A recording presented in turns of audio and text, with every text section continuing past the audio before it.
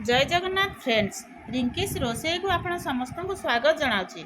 आज रेसिपी होउची vegetable omelette. आपण समस्ते यहाँ थरे बनाई देखंतु आपण को निश्चय पसंद आसियो। छोटू बड़ जाए समस्ते खाई परिबे।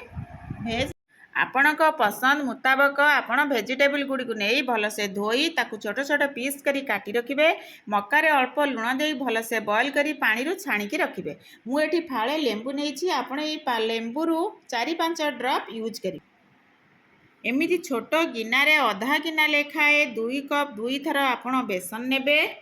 ताकू गोटे बड़ गिना को ट्रांसफर करी सेथिरे आवश्यक अनुसार लुण, हल्दी, जीरा गुंड, धनिया गुंड, हेंगू, चाट मसला दे सेथिरे आवश्यक अनुसार पानी ऐड करी ताकू मोटा पतला आपण को इच्छा मुताबक बैटर बनेबे।